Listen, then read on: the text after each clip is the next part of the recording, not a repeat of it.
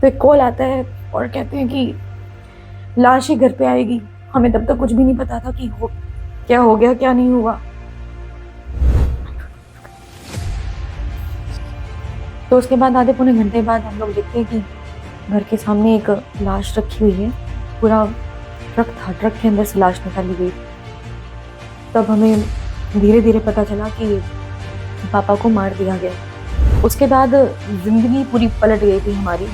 और मेरा तो उस दिन का दिन था और आज का दिन है। मैं शायद अपने गांव में 3 से 4 बार गई हूँ। जिस दिन पापा की मतलब एक तरह से मुखाग्नि दी गई थी और दूसरी तरफ मैं जो है गाड़ी से अपने हांसी आ गई थी अपने नाना नानी के पास। मैंने कहा था इस गांव में मेरे पापा नहीं रहते तो मुझे भी नहीं रहना।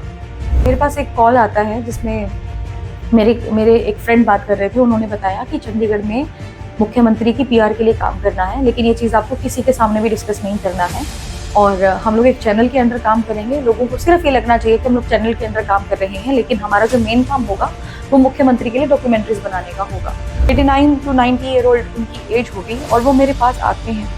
आकर वो लड़खड़ाती हुई आवाज़ में, कपकपाती हुई आवाज़ में कहते हैं कि बेटी हमारे तो सारे के सारे उड़े दिहाड़ी मजदूरी आड़े, इमनू को निपेरा की मारा राशन आवगा कुकर। इतना कहते ही मेरे तो वहाँ पे ही मतलब रोना स्टार्ट हो गया। जैसे ही ब्रेक लगाए उसी वक्त में स्कूटी लड़खड़ाई, मैं गिरी। गिरने के बाद 20 मीटर तक मैं घसीटती चली गई। और घसीटने के बाद वो टाइम था जब मैंने पहली बार अपने पापा को मेरे सामने से एकदम साक्षात देखा है। मुझे लगा था कि मैं बस खत्म हूँ। मेरा नाम सौम्या माथुर है और उकलाना के एक छोटे से गांव लितानी में मेरा जन्म हुआ था। शुरुआत की जो पढ़ाई थी वो मैंने अपने पिता के स्कूल एसडी मॉडर्न स्कूल में की थी, जिसका बाद में नाम पलट दिया गया था, बदल दिया गया था, एसडी हाई स्कूल रख दिया गया था। और शुरुआत में जो स्कूल था वो 5वीं कक्षा तक का था। उसके बाद 8वीं का हुआ, उसके बाद 10वीं का हुआ। क्योंकि जैसे जैसे तादाद बढ़ती गई बच्चों की भी और डिमांड बढ़ती गई, उस तरीके से जो पिताजी थे उन्होंने स्कूल को आगे बढ़ाना शुरू कर दिया। लोग कहते हैं कि बच्चे सिल्वर स्पून लेकर पैदा हुए होते हैं जो अच्छे मतलब परिवार में पैदा होते हैं। और मैं कहती हूँ कि मैं तो एक ऐसे परिवार में पैदा हुई थी जहां पर मुझे कहा गया ये तो गोल्डन स्पून चाइल्ड है। उसके बाद मैं बचपन में ही थी, छोटी ही थी और पिता मुझे पढ़ाते थे। बड़ा अच्छा लगता था कि हम लोग स्कूल में ही पढ़ के आ रहे हैं और शाम को आके पापा अगले दिन जो होमवर्क मिलता था होमवर्क भी करवा रहे हैं और अगले दिन की तैयारी भी करवा रहे हैं। सब कुछ एकदम बेस्ट चल रहा था। और मेरी जो मदर है वो हाउसवाइफ थी, पापा स्कूल में प्रिंसिपल और ढेर सारे बच्चे हमारे स्कूल में हुआ करते थे। अगर मैं 2007-8 की बात करूं तो उस टाइम 950 के करीब हमारे स्कूल में बच्चे थे। तो एक टाइम ऐसा आता है जब मैं छठी क्लास में हुई और छठी क्लास में होने के बाद एक दिन मैं स्कूल में बैठी हुई थी और इतनी देर में जैसे प्रेयर होती है, प्रेयर के बाद फिर 1 से लेके 5 तक का जो स्कूल था वो अलग से बना हुआ था, 6 से लेके 10वीं तक का स्कूल था वो अलग से बना हुआ था। तो फर्स्ट हमारा जो पीरियड था वो हिंदी का पीरियड था। उसके बाद एक बच्चा चिल्लाता चिल्लाता आता है और आकर कहता है कि निकलो सारे के सारे स्कूल से बाहर। बच्चा तो नहीं कहूंगी, 21-22 साल का था वो। और हमें कुछ समझ में नहीं आया कि एकदम से ये स्कूल से बाहर क्यों निकाल रहे हैं। तो हम लोग जब स्कूल से बाहर निकले तो सारे के सारे बच्चे अपने अपने अपने घर की तरफ चल रहे थे। जो 1 से लेके 5 तक का स्कूल था वो बिल्कुल 100 मीटर ही दूर था। तो वहां से बच्चे अपने घर पे जा रहे थे। जो छठी से लेके 10वीं तक के बच्चे थे वो भी अपने घरों की तरफ जा रहे थे। तो समझ नहीं आया कि हुआ क्या। और इतनी देर में हमारी एक मैडम थी, वो मैं नाम तो नहीं लूंगी उनका क्योंकि मैं भूल भी चुकी हूँ। वो मैडम क्या करती, हम जैसे 5 भाई बहन थे तो मेरा जो छोटा भाई था वो बहुत छोटा था, वो तो स्कूल में आता नहीं था, लेकिन 4 भाई बहन थे। हमें जो है वो मैडम आती है और अपने घर पर लेकर चली जाती है। तब तक भी हमें कुछ भी नहीं पता था कि क्या हो रहा है क्या नहीं हो रहा है। उसके बाद एक बच्चा आता है, आकर घर पे आकर मैडम को इन्फॉर्मेशन देता है कि जितने भी स्कूल के टेबल थे वो तोड़ दिए गए हैं। और उस टाइम भी हम कुछ समझ नहीं पा रहे थे। मैं सिर्फ रो रही थी वहां बैठकर कि हुआ है कुछ ना कुछ तो गलत हुआ है। उसके बाद अभी भी मैं कांप रही हूँ वो स्टोरी बताते हुए। उसके बाद फिर धीरे धीरे दूसरा बच्चा आया। दूसरा बच्चा आकर कहता है कि मास्टर को पीटते पीटते लेकर गए हैं सरपंच के घर पे। तब भी मुझे समझ में नहीं आया कि किस मास्टर की बात चल रही है। उसके बाद हम लोग जब मैडम ने कहा कि भाई जो सिचुएशन है यहाँ की बड़ी क्रिटिकल सी हो गई है, तो बच्चों को जो है घर पर भेज देना चाहिए। तो उस वक्त मेरे पापा के पास बाइक थी, बाइक का हमें पता ही नहीं था कि कहाँ पर है। 2008 की मैं बात कर रही हूँ, 13 अगस्त 2008 की बात, जिंदगी का हमारा सबसे बड़ा काला दिन, जिस दिन हमारे कहते हैं ना कि अर्श से फर्श पे आ जाने का सफर। तो उसके बाद फिर हम लोग घर पे जाने की तैयारी ही कर रहे थे। मैडम के जो छोटे छोटे भाई थे उनको साइकिल चलानी आती थी, तो मेरी बहनें भी मेरे साथ में थी, मैं भी अपनी बहनों के साथ में वहां पे मैडम के घर पे बैठे हुए थे। तो इतनी देर में आके कहते हैं कि मास्टर जी को बहुत मारा जा रहा है। बाद में मुझे पता चलता है कि जिस मास्टर की बात की जा रही थी वो मेरे पापा ही थे। तो जब मैं घर पे आई तो मेरी मम्मी एक खाट पे बैठे हुए थे, और मैंने आते ही मम्मी को सारी की सारी बात बताई। मैंने कहा मम्मी स्कूल के टेबल वगैरह तोड़ दिए गए हैं, पता नहीं क्या हो गया एकदम से स्कूल के अंदर। तो मेरी मम्मी ने वहां से निकलने की कोशिश की और दूसरे गांव में जाने की कोशिश की जहां पर स्कूल होता था। मेरी मम्मी को आकर बहुत सारी लेडीज ने रोक दिया, उनको निकलने नहीं दिया गया। उसके बाद हम लोग जो है, हम लोग भी छोटे बच्चे थे, मैं छठी क्लास में थी, 9 साल की पूरी थी मैं, मुझे भी नहीं पता था कि क्या करना है, कैसे करना है, हो क्या रहा है, हमें बिल्कुल भी पता नहीं था, कोई अंदाजा ही नहीं था इस चीज का। उसके बाद हम लोग जो है शाम तक वेट करते हैं, तो एक कॉल आता है और कहते हैं कि लाश ही घर पे आएगी। हमें तब तक कुछ भी नहीं पता था कि क्या हो गया क्या नहीं हुआ। तो उसके बाद आधे पौने घंटे बाद हम लोग देखते हैं कि घर के सामने एक लाश रखी हुई है। पूरा ट्रक था, ट्रक के अंदर से लाश निकाली गई थी। तब हमें धीरे धीरे पता चला कि पापा को मार दिया गया, इस वजह से क्योंकि we belongs to very good family, और खाते पीते परिवार को देखकर कोई भी राजी नहीं था।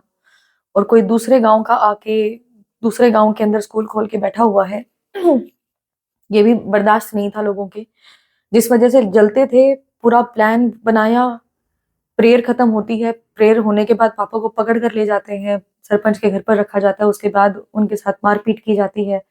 मारपीट करने की वजह से पापा की डेथ हुई थी, लेकिन उसको बाद में हार्ट अटैक का नाम दे दिया जाता है। उसके बाद जिंदगी पूरी पलट गई थी हमारी। और मेरा तो उस दिन का दिन था और आज का दिन है, मैं शायद गांव में, अपने गांव में 3 से 4 बार गई हूँ।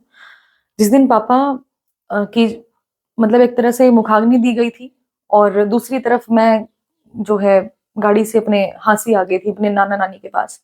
मैंने कहा था इस गांव में मेरे पापा नहीं रहते तो मुझे भी नहीं रहना। तो आने के बाद फिर यहाँ पे छठी क्लास में थी, तो अगस्त में ये हुआ था। तो उस टाइम सितंबर हमारा सेमेस्टर सिस्टम होता था, सेमेस्टर सिस्टम से मैंने स्टडी करनी शुरू करी। फिर 6 महीने में जो मेरे जो बाकी के भाई बहन थे वो गवर्नमेंट स्कूल में पढ़े, वहीं लितानी गांव के अंदर। फिर वहां पे जो दादा दादी थे, चाचा चाची थे, ताऊ ताई थे, सबका बिहेवियर मम्मी के प्रति, हमारे बच्चों के प्रति बड़ा चेंज हो गया। एक मेरे पापा ही थे जिन्होंने घर की पूरी कंडीशन संभाल रखी थी। पापा हर किसी का, वो कहते हैं ना कि खुद के बच्चों बच्चों के पैर में चप्पल नहीं है कोई बात नहीं, लेकिन अगर ताऊ के बेटे के पैर में चप्पल नहीं है तो पापा पहले बेटे उसको दिलवाते थे, ताऊ के बेटे को। हमें कहते थे बाद में दिलवा देंगे। तो हमेशा मतलब हर एक बच्चे को पालना, पापा और भी पापा सबके सब मतलब 5 भाई थे, 2 बहनें थी। जो जितना भी करना था वो सारा का सारा पापा ने किया, लेकिन पापा के जाने के बाद हमें किसी ने नहीं संभाला। मेरे नाना नानी थे जो हमें गांव से शहर के अंदर लेकर आए।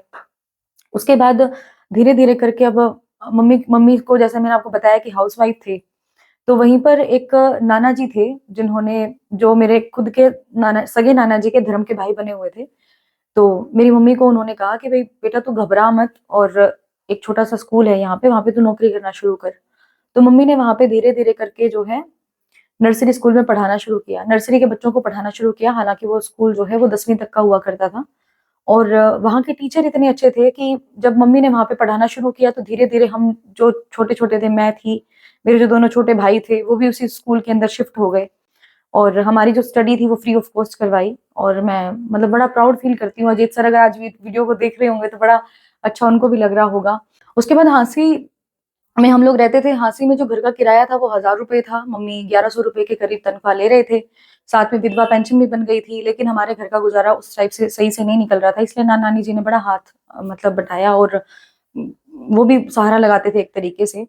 उसके बाद फिर स्कूल ज़्यादा दूर पड़ता था, क्योंकि हाँसी से प्रेमनगर का सफ़र लगभग और लगभग 15 से 20 किलोमीटर का था, तो आने-जाने बड़ी प्रॉब्लम होती थी। उसके बाद फिर हम लोगों ने क्या डिसाइड किया कि हम लोग हाँसी से शिफ्ट करके प्रेमनगर में ले लेते हैं, और प्रेमनगर गाँव में जब हम लोगों ने रहना शुरू किया, तो मैं सिर्फ़ 9वीं क्लास में ही थी, तो वहाँ पे पानी की कमी होती थी, तो मुझे अभी भी याद है कि हम लोग साइकिल के ऊपर 2 टंकी रखी होती थी, 10 लीटर की, 20 लीटर की, उसको भर के नलके से या फिर नहर में से हम लोग तब घर पे लेके आते थे। कम से कम 3 से 4 किलोमीटर का वो सफ़र हुआ करता था।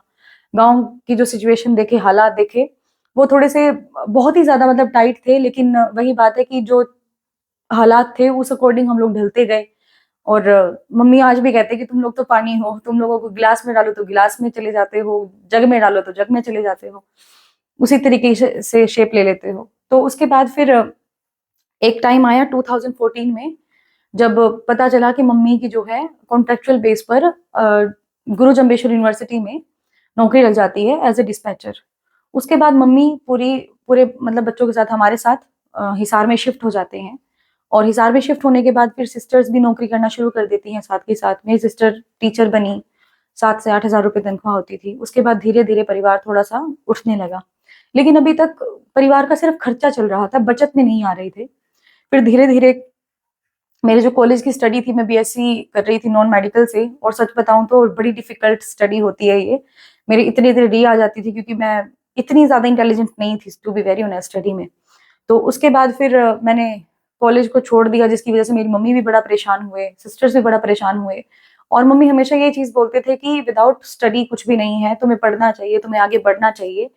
लेकिन अब मेरे तो पल्ले पड़ी नहीं। उसके बाद फिर धीरे-धीरे करते हुए मैंने कुछ लोगों के सामने ये बात रखी, जो मेरे फ्रेंड्स थे, कि मुझे नौकरी करनी है। तो उनमें से एक दीदी थे, दीदी ने मुझे कहा कि हिसार में आपके एक नौकरी है, और वो नौकरी है आपके टेलीकॉलर की।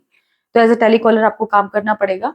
तो मैंने उनके पास जब काम किया, तो वहाँ का माहौल मुझे समझ में नहीं आया, और सच बताऊँ तो माहौल कुछ इस प्रकार का कि अगर आप हमारे अकॉर्डिंग चल रहे हो तो आपको कमीशन अच्छा मिल जाएगा, अगर हमारे अकॉर्डिंग नहीं चल रहे हो तो आपको कमीशन तो मिलेगा ही नहीं। तो आप समझ सकते हैं कि कैसे अकॉर्डिंग चलना। हालाँकि आज तक मैंने ये बात अपनी फैमिली के सामने भी नहीं रखी, और फिर मैंने इस चीज़ को, उस नौकरी को छोड़ दिया। उसके बाद फिर मैंने थोड़ा बहुत पार्लर का काम सीखा हुआ था, मेहंदी लगाने का बड़ा शौक था, मेकअप करने का बड़ा शौक था, और हेयर स्टाइल बनाने का बड़ा शौक था। ठीक है, तो इस वजह से फिर मैंने एक पार्लर पे जाकर अपना इंटरव्यू दिया, वहाँ पे सिलेक्शन हो गया, वहाँ पे नौकरी करनी शुरू कर दी। तो वो भी मेरी मम्मी को ज़्यादा कुछ पसंद नहीं थी। एक बार मैं घर पे बैठी हुई थी, तो मैं नौकरी-वोकरी छोड़ के, कि मेरे बस की बात है नहीं, तो मेरी फ्रेंड का कॉल आता है, तो वो बताती है कि गुड़गाँव में एक इवेंट है, जिसमें आपको जाकर एक एंकरिंग करनी पड़ेगी, और उस एंकरिंग के आपको अच्छे खासे पैसे मिल जाएँगे। तो मैंने कहा कितने पैसे? तो उसने बताया कि 1 दिन के 2,000 आपको मिल जाएँगे। तो मैंने कहा ठीक है, मैं कर लेती हूँ। तो जब एंकरिंग करने के लिए गए, तो जो हमारा मैनेजर था और सामने वाला मैनेजर था, उन दोनों की आपस में बहुत ज़्यादा लड़ाई हो गई। लड़ाई होने के बाद फिर से मैं घर पे आ गई, और 3 दिन वहाँ पे रुकी, और ₹1000 मैं घर पे लेकर आई। मम्मी ने कहा बस करके देख लिया ये भी काम। तो मैं बड़ा डिमोटिवेट होती थी, क्योंकि मम्मी को ये लगता था कि सारे बच्चे कामयाब हो जाएँगे, लेकिन ये कभी कामयाब नहीं होगी अपनी ज़िंदगी के अंदर। उसके बाद फिर एक हिसार में इवेंट हुआ ट्रेड फेयर के नाम से, और ट्रेड फेयर में मैं गई, वहाँ पे भी एंकरिंग का प्रोग्राम था, और एंकरिंग नो डाउट मतलब अच्छा वहाँ पे बोल रही थी, अच्छा लोगों को एंटरटेन कर रही थी वहाँ पे।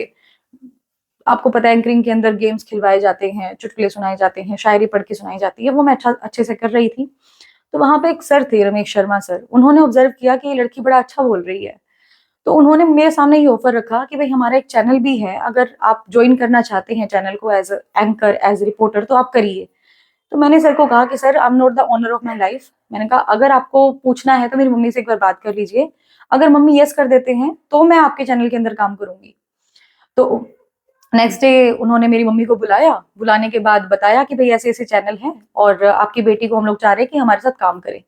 उसके बाद फिर रमेश शर्मा सर के साथ मैंने काम करना शुरू किया। हिसार में सबसे पहले सिटी बिग न्यूज़ में काम किया, और करने के बाद 1 साल तक काम किया, फिर चैनल का कुछ डिस्प्यूट हो गया, फिर आरएसएन एक्सप्रेस नया चैनल ओपन किया, उसके अंदर काम किया। उसके बाद फिर मेरे जो गॉडफादर मैं कहूँगी एक तरह से, रमेश शर्मा बने, जिन्होंने पत्रकारिता का, जिसको प भी नहीं आता था, उसको पत्रकारिता भी सिखाई, और पूरे हिसार के अंदर एक तरह से स्टार एंकर बना के रख दिया। तो मुझे बड़ी खुशी हुई इस चीज़ की कि जहाँ पर भी जा रही हूँ, लोग जान रहे हैं, लोग पहचान रहे हैं कि ये तो एंकर सौम्या माथुर आ रही हैं।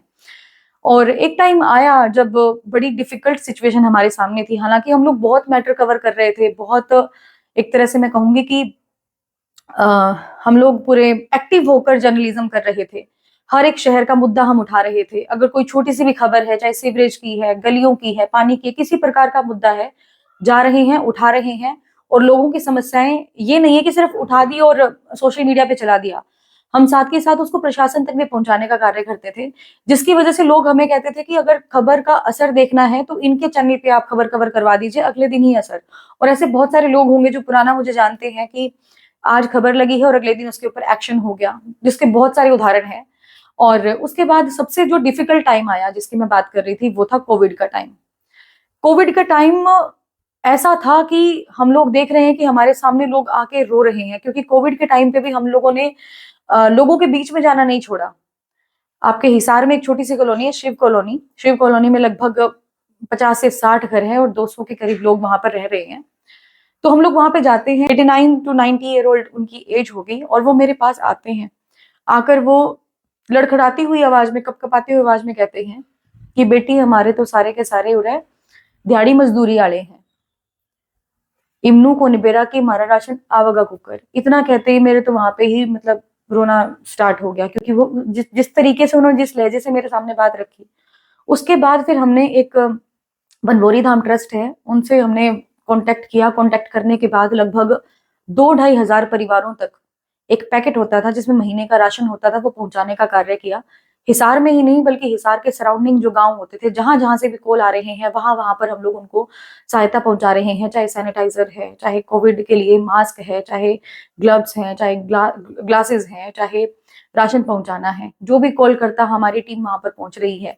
ठीक है। उसके बाद फिर हम लोगों ने धीरे धीरे जो है कोविड की सिचुएशन में इस तरीके से काम किया। पत्रकारिता भी चल रही थी, साथ के साथ समाज सेवा भी चल रही थी।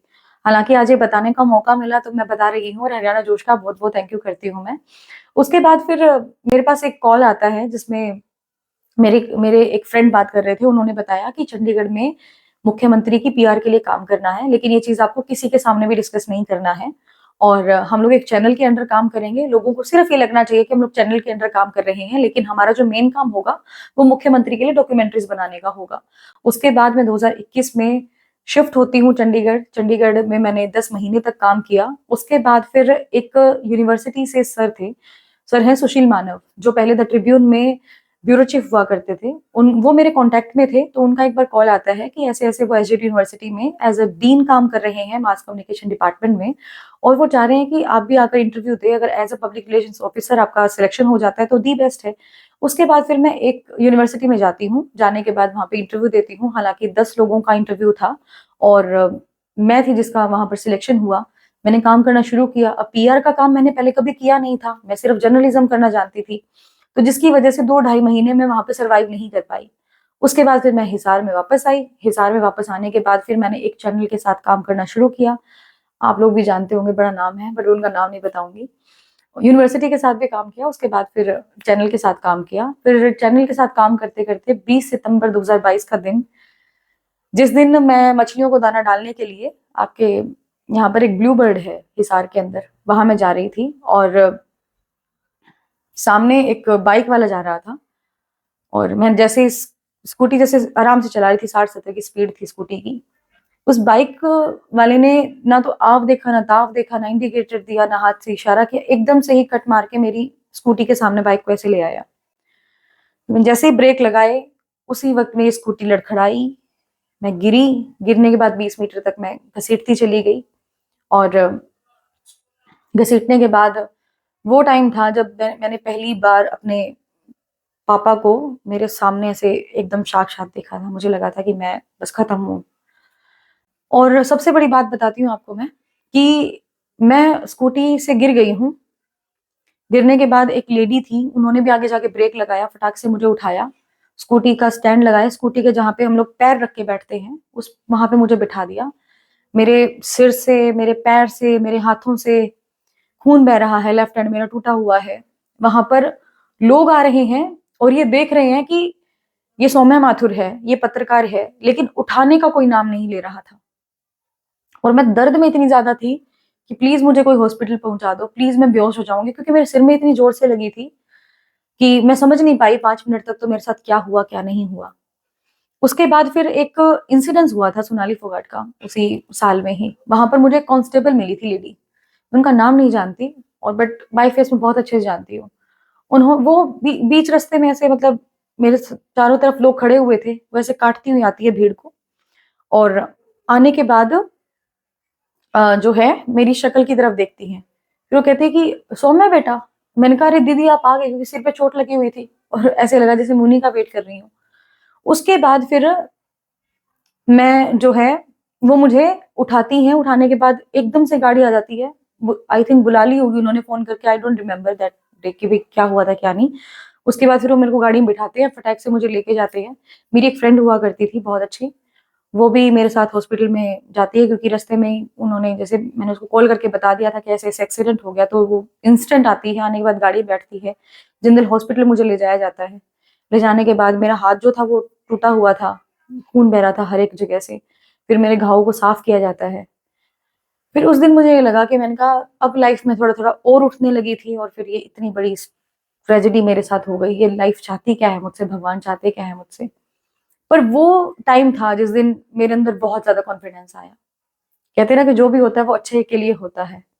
उस टाइम आदमपुर में बाई इलेक्शन स्टार्ट ही हुए थे, कि जिसके बाद मैं बेड पे थी और आदमपुर में बाई इलेक्शन चल रहे थे, और पत्रकार के अंदर कीड़ा होता है हमेशा पत्रकारिता करने का। मैं बेड पे लेटी हुई थी और मैंने कहा मम्मी मैं कुछ भी नहीं कर पा रही हूँ, मेरे पैर पे लगी हुई है चोट, हाथों पे लगी हुई है चोट, और इस पे प्लास्टर बना हुआ था, ऑपरेशन हुआ था मेरा बहुत मतलब मेजर, इसके अंदर प्लेट डली थी, और मैं कुछ भी नहीं कर पा रही थी। मैं सिर्फ बेड के ऊपर लेटी हुई थी और सिर्फ ये वेट कर रही थी कि मैं कब ठीक होंगी, कब मैं फील्ड के अंदर जाऊंगी।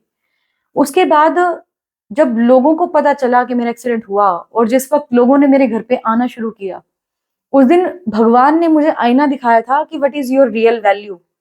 एक एक दिन में 50-50, 100-100 लोग आ रहे हैं, बैठ रहे हैं, पूछ के जा रहे हैं कि आप ठीक हो या नहीं हो। कई टीवी चैनल से आए, कई पॉलिटिशियंस आए। और एक किस्सा तो ये भी बड़ा फेमस है आज आज तक मेरा, कि जो एमएलए थे आपके आदमपुर से, कुलदीप बिश्नोई, वो भी घर पे आए थे। सतिंदर सिंह जी भी घर पे आए थे, जो उस टाइम आम आदमी पार्टी से इलेक्शन लड़ रहे थे। तो तब जब उन्होंने वो पोस्ट भी डाली कि भाई आज सौम्या माथुर का हालचाल पूछने के लिए गए, तो वो बड़ी फेमस हुई। उसके बाद और भी लोगों ने आना शुरू कर दिया।